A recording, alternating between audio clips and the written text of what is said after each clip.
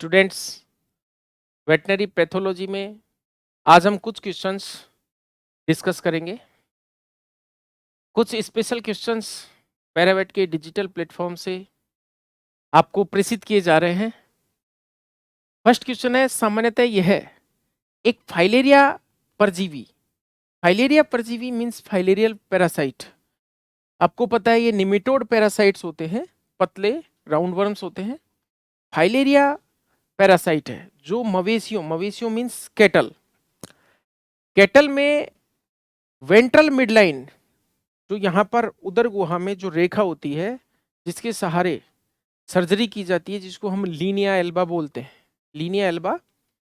और सबसे ज्यादा और जल्दी घाव भरने की टेंडेंसी लीनिया एल्बा में होती है, मींस वेंट्रल मिड लाइन में। परिचालित जिल्द बोलते हैं जिसको शुद्ध हिंदी में। वहां पर क्या पैदा करता है ये parasite? Dermatitis, circumscribed dermatitis means patches के रूप में इस तरह से वृत्ताकार यानी सर्किल में क्या है, डर्मेटाइटिस पैदा करता है। और इससे एलोपेशिया भी हो सकता है, मींस बाल भी झड़ सकते हैं पैचेज के रूप में। यह परजीवी गाय में हम्प सोरे उत्पन्न करता है। हम्प सोरे काफी कॉमन और फेमस डिजीज है। अगर इस तरह से क्वेश्चन नहीं दिया गया तो डायरेक्ट वो ये भी पूछ सकता है कि गाय में यानी कैटल में हम्प सोरे डिजीज किस पैरासाइट के कारण होती है। तो यहां पर आपको आंसर देना पड़ेगा। देखिए, स्टेफाइनोफाइलेरिया असमांसिस। जो स्टेफाइनोफाइलेरिया मींस फाइलेरिया एक ही हमको यहाँ पर दिख रहा है। यहाँ मोनेंजिया जो बर्नेटी है ये एक फीताक्रमी हो गया, मींस टेपवर्म हो गया। यहाँ पर डिक्टाइलोकोलस विविपेरस, हालांकि ये राउंड वर्म है लेकिन फाइलेरियल वर्म नहीं है, ये तो लंग वर्म बोलते हैं इसको। हम क्या बोलते हैं इसको? Lung worm. तो आंसर आपके जस्ट सामने है। यहाँ पर आंसर हो गया स्टेफाइनोफाइलेरिया असमांसिस। और ये वाली बीमारी आसाम में होती है, इसके नाम में आसाम है, लेकिन आसाम के साथ साथ वो क्षेत्र जैसे अंडमान निकोबार है, वो क्षेत्र जहां पर बहुत ज्यादा नमी और गर्मी रहती है, मींस ऐसे ट्रॉपिकल एरियाज जहां पर बरसात भी ज्यादा होती है और टेम्परेचर भी बहुत हाई रहता है, तो ऐसी जगह पर मक्खियां पैदा हो जाती है और वो मक्खियां इस परजीवी को फैलाती हैं। माइकोप्लाज्मा बोविस आपके सामने, ये वाला तो एक बैक्टीरिया है एक प्रकार का, जो कि सेलवा लेस बैक्टीरिया कह सकते हैं। और माइकोप्लाज्मा बोविस गाय भैंसों में मींस कैटल एंड बफेलो में CBPP रोग पैदा करता है। मींस CBPP का मतलब होता है कंटाजियस बोवाइन प्लूरोनिमोनिया। तो ये तो क्या है, एक सूक्ष्म जीव हो गया।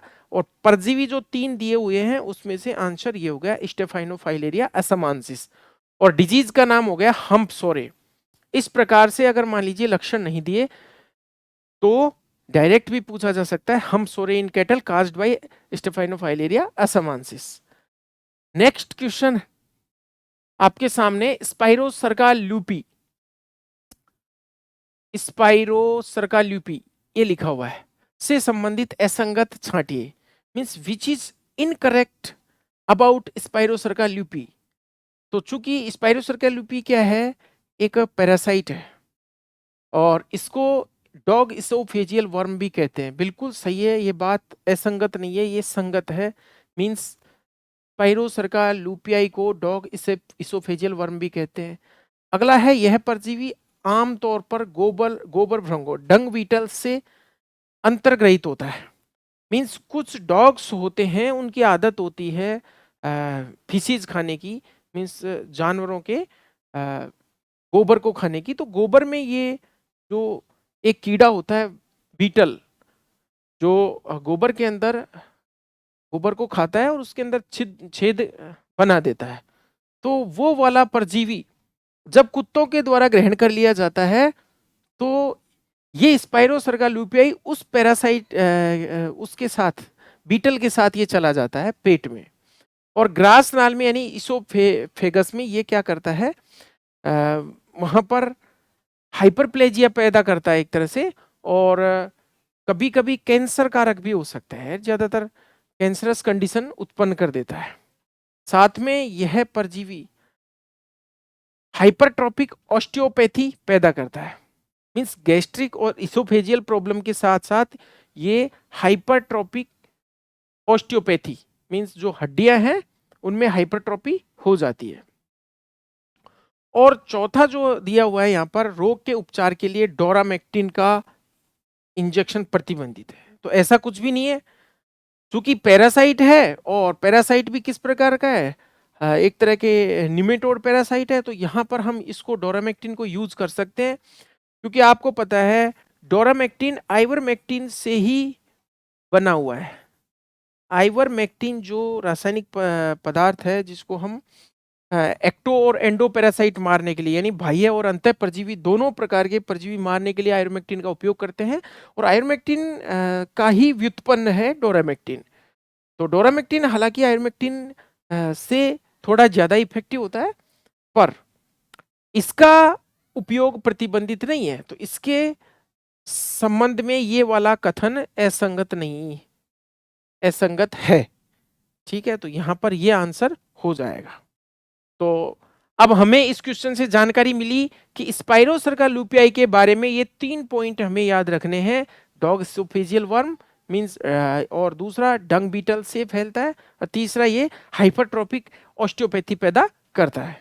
नेक्स्ट क्वेश्चन है, सामान्यतः इस रोग के बचाव के लिए 9R वैक्सीन उपयोग में ली जाती है और इसका प्राथमिक जो कारण है साल्मोनेला गैलिनेरियम है, तथा किसी भी उम्र के पक्षियों में मृत्यु का कारण बन सकता है। यह रोग, इस रोग के प्रति ब्रॉयलर मुर्गियां अति संवेदनशील होती है, मींस ब्रॉयलर्स में ये ज्यादा होता है। लेकिन यह रोग टर्की, टर्की भी एक प्रकार की पोल्ट्री है, गेम बर्ड मींस जंगली जो पक्षी होते हैं जो शिकार किए जाते हैं जिनके, यूनिया फाउल छोटा पक्षी, गौरैया और बुलफिंच को भी प्रभावित करता है। Means all type of birds को प्रभावित करता है। तो यहाँ पर रोग की पहचान करनी है, कौन सा रोग है। तो देखिए जहां पर साल्मोनेला गैलिनेरियम लिखा हुआ है, इससे सीधा हमको मतलब लगाना चाहिए कि जो फाउल टाइफाइड है इसका कॉजिटिव एजेंट होता है साल्मोनेला गैलिनेरियम। तो इतनी लंबी चौड़ी बातें करके हमने ये आंसर निकाला। चूंकि ट्रेंड ही ऐसा हो गया है एवीएफओ के अंदर क्वेश्चंस देने का, तो उसी हिसाब से इतना सारा दिया। अब आपको सीधा पता है, या तो ये पता है कि ये 9R टीका कहाँ पर लगाया जाता है, किस बीमारी के लिए लगाया जाता है, फाउल टाइफाइड के लिए। दूसरा, यदि आपको ये पता है कि साल्मोनेला गैलिनेरियम से कौन सी डिजीज होती है, फाउल टाइफाइड, और ये वही है जिसमें ब्रॉन्ज लीवर कंडीशन होती है, ये भी इंपॉर्टेंट है, इसमें ब्रॉन्ज लीवर कंडीशन होती है, पीतल जैसा लीवर हो जाता है। तो तीसरा क्वेश्चन, इसके बाद फोर्थ क्वेश्चन है, किस प्रजाति में आइवरमेक्टिन, आइवरमेक्टिन जो औषधि है ब्लड ब्रेन बैरियर को क्रॉस कर सकती है। तो ये दी हुई प्रजातियों में इक्वाइंस हैं जिनकी BBB।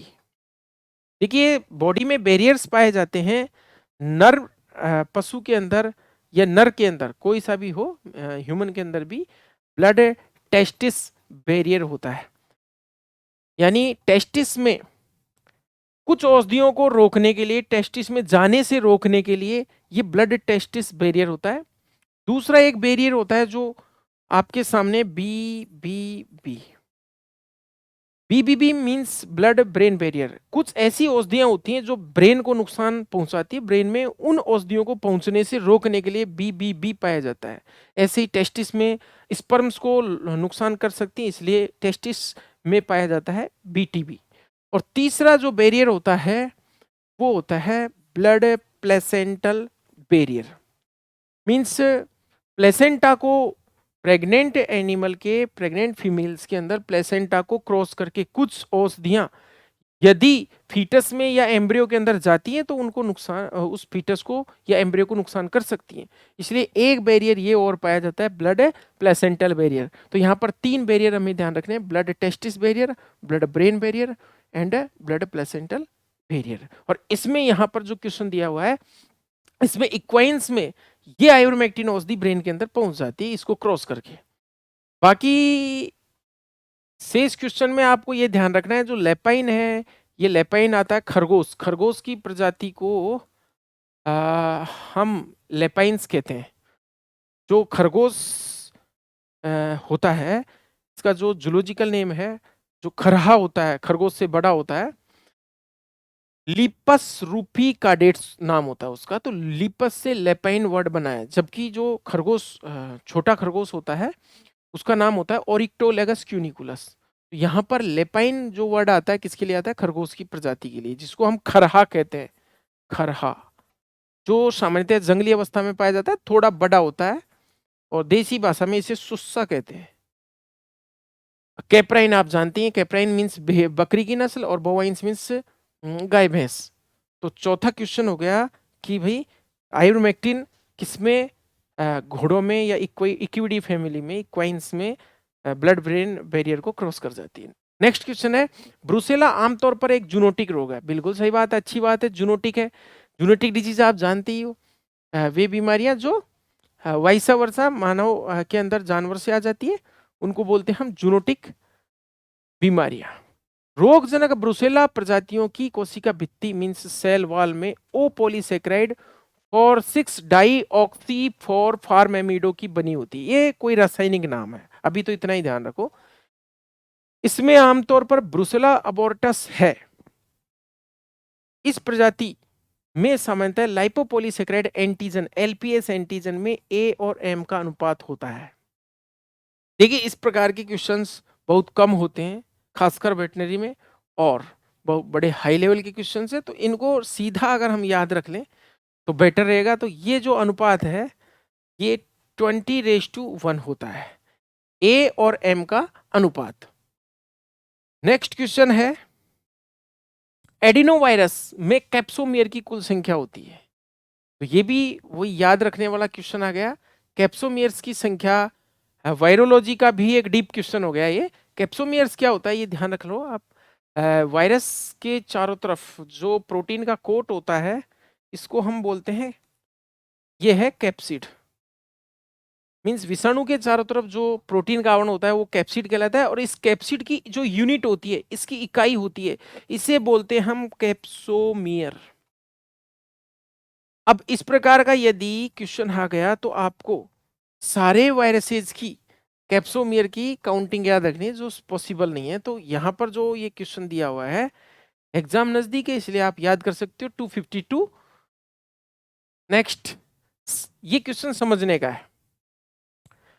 सामान्यतः कुत्ते में इस बीमारी के कारण उल्टी, दस्त, भूख कम means vomiting, diarrhoea and anorexia, साथ में वेट लॉस भी हो रहा है, वजन घट रहा है, आदि लक्षण उपस्थित थे, तथा ऊतक स्तर पर जांच करने के लिए मींस हिस्टोलॉजिकली इसकी जांच की गई ऊतक स्तर पर। तो कुत्ते के पेनक्रियाज में, अग्नाशय में क्या पाया गया? गैस्ट्रिनोमा ट्यूमर पाया गया, जो गैस्ट्रोइंटेस्टाइनल अल्सरेशन के कारण बना था।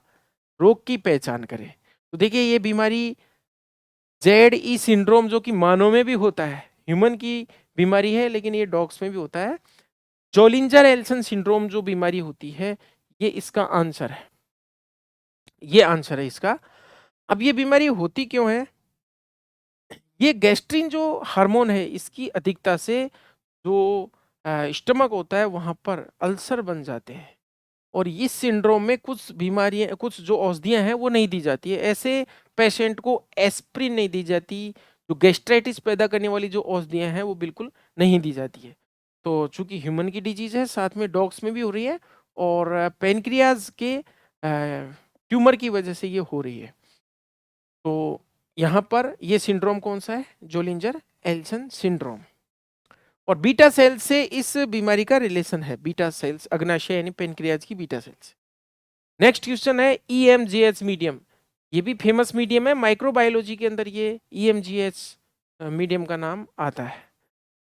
EMGH फुल फॉर्म होती है Ellinghausen McCullough Johnson medium, Johnson Harris, HARRIS, Harris medium.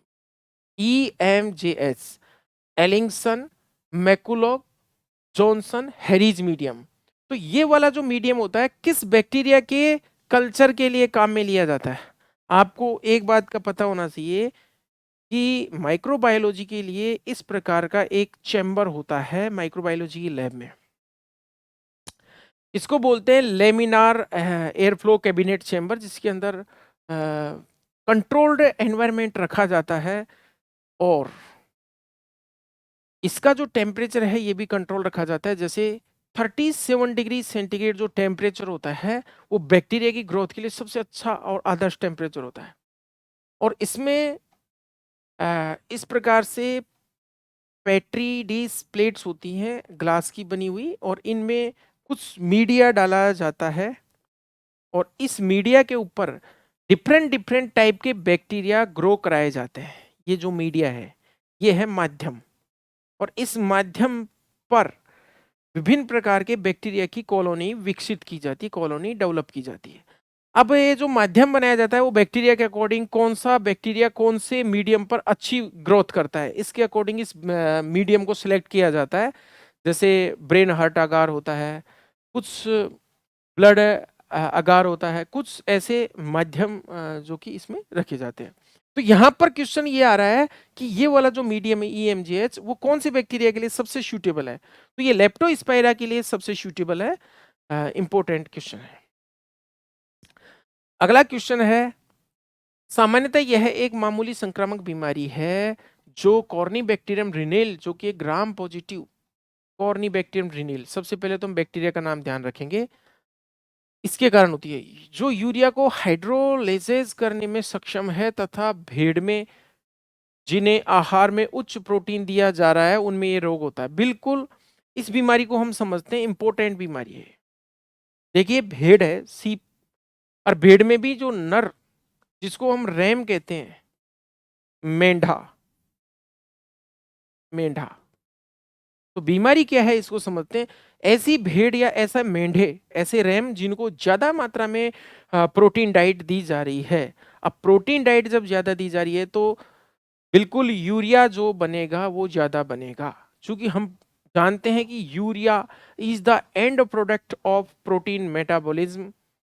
तो प्रोटीन CHON से बने होते हैं, कार्बन, हाइड्रोजन, ऑक्सीजन और नाइट्रोजन, और इसका एंड प्रोडक्ट यानी प्रोटीन मेटाबॉलिज्म का एंड प्रोडक्ट स्तनधारियों में, मैमल्स में क्या होता है, यूरिया, और बर्ड्स में क्या होता है, यूरिक एसिड। ठीक है, अब यहां पर क्या होती है, इस बैक्टीरिया का इन्फेक्शन हो जाता है कॉर्नीबैक्टीरियम रिनेल का, तो इस बैक्टीरिया में एक कैपेसिटी होती है कि ये बैक्टीरिया यूरिएज एंजाइम बनाता है, यूरिएज एंजाइम, और ये एंजाइम क्या करता है, यूरिया को तोड़ देता है, और यूरिया को तोड़ करके क्या बना देता है, अमोनिया। और आपको पता होना चाहिए जो भी उत्सर्जित पदार्थ हैं, जो भी एक्सक्रीटरी प्रोडक्ट्स होते हैं, उनमें अमोनिया सबसे विषैली होती है, सबसे टॉक्सिक होती है, या सबसे जलनकारी होती है। तो अमोनिया के जलनकारी प्रभाव के कारण, क्योंकि अमोनिया जलन करती है, और जलन कहाँ पर होगी, ये यूरिथ्रा के अंदर, या फिर यूं कहें पेनिस के अंदर। जब ये यूरिन को त्याग करेगा मेंढा, मींस यूरिनेशन करेगा, मिक्सचरेशन करेगा, उस ड्यूरेशन में जो पेनिस की आंतरिक मूत्र मार्ग की आंतरिक जो म्यूकोजा है उसमें ये अमोनिया इरिटेशन पैदा करेगी, यानी जलन पैदा करेगी। जलन पैदा करने के कारण पेनिस में सूजन आ जाएगी, जिसको बोलते हैं हम बेलेनोप्रोस्थाइटिस या फिर अल्सरेटिव प्रोस्थाइटिस। यहाँ पर एंजुटिक पोसाइटिस की जगह हम यहाँ पर लिख लेते हैं अल्सरेटिव, अल्सरेटिव बेलेनोप्रोस्थाइटिस।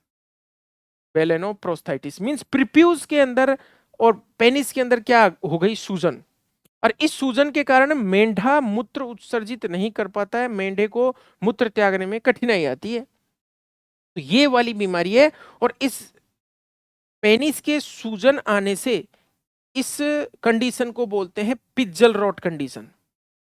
तो यहां पर पिज्जल रॉट आंसर हो गया। पिज्जल रॉट पेनिस के सूजन वाली अवस्था है, साथ में अल्सरेटिव बेलेनोप्रोस्थाइटिस हो गया। तो प्रोस्थाइटिस किसकी सूजन होती है, PROSTHITIS। Posthitis is the inflammation of prepuce, prepuce. तो यहां पर बेलेनोप्रोस्थाइटिस हो गया, यानी आंसर हो गया A and B both, ulcerative balanoposthitis और which is also called pizzle rot condition. तो ये बीमारी समझने लायक है। नेक्स्ट है सुअरों में SMEDI रोग का कारक है। पहले तो इसकी फुल फॉर्म क्या होगी? एस का मतलब स्टिल बर्थ, एम का मतलब होता है ममीफिकेशन। क्वेश्चन ये भी बहुत अच्छा है। ई का मतलब होता है एम्ब्रियोनिक डेथ, ED का मतलब एम्ब्रियोनिक डेथ, एंड आई का मतलब है इनफर्टिलिटी। तो ये सुअर की एक बीमारी है जिसको हम बोलते हैं SMEDI। एम्ब्रियोनिक डेथ को हमने ऐसे लिख दिया SMEDI। तो ये जो बीमारी होती है बिल्कुल एक तरह से जनन तंत्र की बीमारी होगी, रिप्रोडक्टिव सिस्टम की बीमारी होगी, जो कि गिल्ट्स में या फिर जो सुअरी होती हैं, सुअरी मीन्स 100 में और गिल्ट में क्या फर्क है? गिल्ट ऐसी सुअरी जिसने बच्चा नहीं दिया हो, और 100 ऐसी सुअरी जो कि फैरोइंग कर चुकी है, बच्चा दे चुकी है। तो 100 के अंदर ये बीमारी हो जाएगी। किस वायरस से होती है बीमारी? ये बीमारी होती है पार्वो वायरस से। अब देखिए लक्षण आपके सामने दिए हुए हैं। इसमें स्टिल बर्थ भी हो सकता है, मरा हुआ बच्चा भी पैदा हो सकता है, फुल डेवलपमेंट के बाद ममीफाइड फीटस या ममीफिकेशन भी हो सकता है, एम्ब्रियोनिक डेथ भी हो सकती है, और इनफर्टिलिटी भी हो सकती है। तो इस बीमारी को बोलते हैं SMEDI, और पार्वो वायरस से ये बीमारी उत्पन्न होती है। नेक्स्ट क्वेश्चन, FMD रोग जो होता है, आपको पता है FMD मतलब फूट एंड माउथ डिजीज, एकमात्र ऐसी बीमारी है जो भारत में सर्वाधिक आर्थिक नुकसान करती है। 20,000 करोड़ का प्रति वर्ष नुकसान का अनुमान रहता है इस बीमारी से। और सबसे बड़ी बात है कि जो एनिमल्स में जिनमें हो जाती है उनमें प्रोडक्शन बिल्कुल डिक्रीज हो जाता है। इसके दो सिक्वेली होती हैं, मींस हाइपरट्राइकोसिस हो जाती है। जिन एनिमल्स में FMD हो जाती है, हो जाने के बाद फुट रॉट की कंडीशन आ जाती है, और साथ में प्रोडक्शन डिक्रीज हो जाता है, मिल्क प्रोडक्शन बिल्कुल कम हो जाता है। उन जानवरों में पेंटिंग के केसेस देखने को मिलते हैं। इसलिए जो FMD है उसकी सिक्वेली के रूप में हम कह सकते हैं कि हेरी पेंटर सिंड्रोम, उसको बोलते हैं हेरी पेंटर सिंड्रोम। चलो ये हमने सिक्वेली की बात कर ली, यानी ऐसा जानवर जिसमें FMD हो गई है, उसके शरीर से गुजर गई है, जानवर बच गया है, जानवर अब ठीक है, उसमें बालों की वृद्धि मींस हाइपरट्राइकोसिस देखने को मिलती है, साथ में पेंटिंग की क्रिया यानी हांफने वाली स्थिति देखने को मिलती है, और इसको इसीलिए हेरी पेंटर सिंड्रोम कहते हैं। चलो ये हमने साइड में बात कर ली। अब यहाँ पर क्वेश्चन है FMD वायरस की कौन सी स्ट्रेन भारत में रोग पैदा नहीं करती है? तो बिल्कुल इंडिया के अंदर FMD की OAC और एशिया फर्स्ट, ये जो 4 स्ट्रेन्स हैं ये भारत में ये डिजीज पैदा करती है। और जो O स्ट्रेन है ये मोस्ट कॉमन है, यानी फर्स्ट नंबर से है बीमारी पैदा करने में। O स्ट्रेन सबसे ज्यादा है, सबसे आगे। मींस FMD की कौन सी स्ट्रेन भारत में सर्वाधिक रोग पैदा करती है? तो आपको आंसर देना पड़ेगा O। और दिए गए ऑप्शंस में पूछा गया है कौन सी नहीं करती है, तो आंसर देना पड़ेगा सेट फर्स्ट। तो जो सेट का मतलब होता है south African territory, mean south Africa की ये स्ट्रेन है FMD के वायरस की। FMD का वायरस होता है पिकोरना वायरस, उसकी 7 स्ट्रेन पाई जाती है। OAC Asia first, set 1, set 2, set 3, उनमें से O सबसे ज्यादा भारत में, C सबसे कम पैदा करती है इंडिया के अंदर FMD रोग। नेक्स्ट क्वेश्चन हम देखते हैं, गाय या कैटल यानी मवेशी की वह नस्ल जिसमें अज्ञात हेतुक अपस्मारक, अपस्मारक को कहते हैं मिर्गी मींस एपिलेप्सी, और इडियोपैथिक, यहां पर एक क्वेश्चन और डेवलप हो गया है, हम निकाल सकते हैं इडियोपैथिक क्या होता है? EDIDIO, idiopathic. इडियोपैथिक फैक्टर्स क्या होते हैं? बीमारी के कारकों को हम इटियोलॉजी कहते हैं। इटियोलॉजी मींस रोग के कारणों का अध्ययन, और उन कारणों में एक कारण आता है इडियोपैथिक फैक्टर। मींस जैसे कुछ सजीव कारक होते हैं जैसे बैक्टीरिया, वायरस, फंगस, कुछ निर्जीव कारक होते हैं जैसे तापमान या फिर लाइट, यूवी रेज, सब, इलेक्ट्रिसिटी, बहुत सारे कारक होते हैं। तो यहाँ पर ऐसे कारक जिनका, ऐसे रोग जिनका कारक ही पता नहीं हो, कि बीमारी के रोग कारक का ही पता नहीं है, तो उसको बोलते हैं इडियोपैथिक फैक्टर। Idiopathic factor. कुछ बीमारियां ऐसी होती हैं जिनके रोग कारकों का पता नहीं होता है, ऐसी ऐसे कारकों को तो इडियोपैथिक फैक्टर कहते हैं, और ऐसी बीमारी को इडियोपैथिक डिजीज कहते हैं। तो यहाँ पर एक ऐसी मिर्गी जो कि गाय की किसी नस्ल में होती है, उस नस्ल का नाम बताना है हमें, और वंशागत में देखा जाता है, मीन्स हेरिडिटी, पीढ़ी दर पीढ़ी ये मिर्गी देखने को मिलती है, तो वो है ब्राउन स्विस। ब्राउन स्विस गाय में पीढ़ी दर पीढ़ी अज्ञात कारकों वाली मिर्गी रोग देखने को मिलता है। मिर्गी मतलब एपिलेप्सी, जो कि ब्रेन के इलेक्ट्रिक सिस्टम से संबंधित है, मीन्स इलेक्ट्रिक जो डिस्चार्ज है या फिर इलेक्ट्रिसिटी होती है ब्रेन की, यानी मस्तिष्क में भी बिजली का निर्माण होता है। मस्तिष्क में जो बिजली बनती है उसको ईईजी से प्रदर्शित किया जाता है, या ईईजी से इसका आलेखन किया जाता है, जिसको बोलते हैं इलेक्ट्रोएन्सेफेलियोग्राफी। ब्रेन से उत्पन्न बिजली, जैसे हर्ट से उत्पन्न बिजली होती है, उसको इस तरह से ईसीजी में व्यक्त किया जाता है, इलेक्ट्रोकार्डियो PQRST, इस तरह की तरंग बनती है, जो कि हार्ट वाली वेव जो होती है थोड़ी बड़ी होती है, ब्रेन वाली वेव्स जो होती है वो थोड़ी छोटी होती है। मीन्स मस्तिष्क के द्वारा भी जो विद्युत तरंगे बनाई जाती है, इन तरंगों में कभी कभी गैप आ जाता है, यानी इलेक्ट्रिक जो करंट है या जो विद्युत बन रही है इसमें इस तरह से ब्रेकेज आ जाता है, तो इस वजह से मिर्गी आ जाती है। तो अपस्मार या मिर्गी जो रोग है। अच्छा, नेक्स्ट क्वेश्चन आ गया ये वाली। नेक्स्ट है मधुमक्खी के जहर, जिसको बोलते हैं बी वीनम, में कौन सा विषाक्त पदार्थ पाया जाता है? तो मधुमक्खी का जूलॉजिकल नेम होता है जैसे एपिस इंडिका। 4 प्रकार की मधुमक्खियां होती है। एपिस डोरसेटा, जो कि पत्थर वाली मधुमक्खी होती है, चट्टानी बड़ी वाली मधुमक्खी, एपिस मेलिफेरा। तो हमें तो यहाँ पर सिर्फ और सिर्फ इसके जहर के बारे में पता करना है। देखिए यहाँ पर मेलेटिन भी ये जहर होता है मधुमक्खी में, मेलीफेरा से मेलेटिन बन गया। और एपीमिन्स एपिस से बन गया, तो ये भी जहर होता है। तो यहाँ पर आंसर आ गया ए एंड बी बोथ। देखिए मधुमक्खी का जो जहर होता है, बी स्टिंग होता है, वो कोई इन दोनों से ही मिलकर बना नहीं होता, साथ ही साथ में अन्य प्रोटीन्स भी होते हैं। कुछ ऐसे प्रोटीन्स होते हैं जो कि टिश्यू के अंदर नुकसान पैदा करते हैं, टिश्यू के अंदर हाइपर सेंसिटिविटी या एलर्जी पैदा करते हैं। तो मेलेटिन और एपिमिन तो है यहाँ, ऑप्शन के हिसाब से हमने ये आंसर दिया मधुमक्खी के जहर में। अगला है अफ्रीकन निद्रा रोग किससे होता है? African sleeping sickness, African sleeping sickness किससे होता है? तो इनमें जो ट्रिप्नोसोमा गैम्बियंस है, इसके कारण अफ्रीकन स्लीपिंग सिकनेस होता है। देखिए लीशमैनिया से नहीं होता, इससे डमडम फीवर होता है। ट्राइकोनिम्फा प्रोटोजोआ नहीं, ट्राइकोमोनास से नहीं होता, तो ट्रिप्नोसोमा गैम्बियंस से होता है अफ्रीकन निद्रा रोग, जो कि जो सैंड फ्लाई होती हैं उनके काटने से होता है। Sand fly means प्लेबोटोमस।